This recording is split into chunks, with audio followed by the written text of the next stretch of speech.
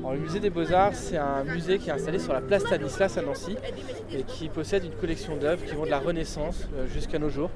Et, depuis quelques années, on a même du street art qui est exposé à l'intérieur de ce musée. On a la collection Dôme, qui est la collection de référence de l'entreprise Dôme, une entreprise verrière du début du XXe siècle. Puis on a des grandes peintures de maîtres comme Delacroix, Caravage, Pérugin et autres. Quelle œuvre appréciez-vous le plus? Alors, j'aime particulièrement un artiste qui s'appelle Émile Friand.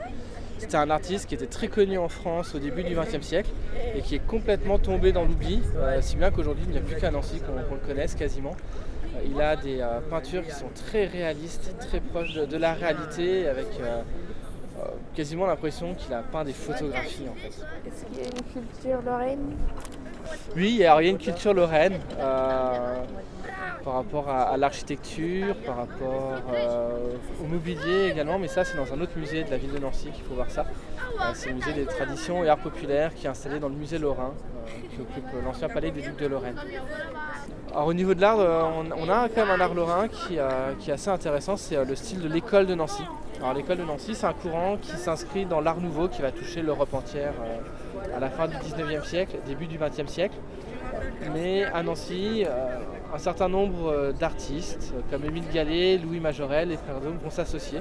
En 1901, ils vont créer l'Alliance provinciale des industries d'art, autrement connue sous le nom d'École de Nancy. Et ils vont développer leur propre art nouveau basé sur les plantes, la nature.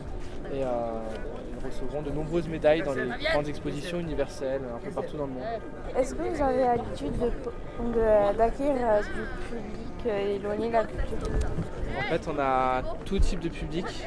On a des personnes âgées qui viennent visiter, on a des jeunes dans les écoles, on a des entreprises et puis oui, on a des publics assez éloignés de la culture.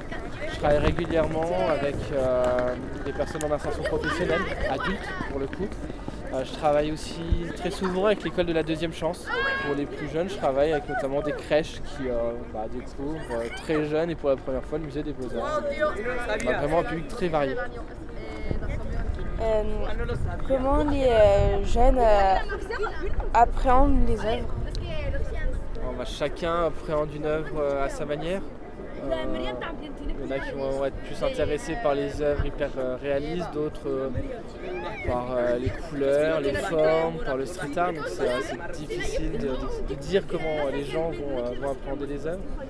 Le musée des Beaux-Arts, c'est quand même un très beau musée en France, avec une collection très riche et variée. Je pense que tout le monde peut trouver quelque chose qui l'intéresse. Surtout que depuis quelques années, le musée des Beaux-Arts s'est ouvert sur l'extérieur. Donc on a du street art à l'intérieur du musée, mais on a aussi un musée hors les murs, et notamment dans les rues, avec des œuvres qui sont commandées par le musée des Beaux-Arts pour décorer la ville. Le street art est devenu de plus en plus important à Nancy, et justement pour les publics éloignés de la culture. Dans le sens où c'est compliqué des fois de faire venir les jeunes à l'intérieur des musées. Alors il y a des événements qui sont organisés, par exemple la dernière exposition temporaire, elle était sur l'architecture impossible.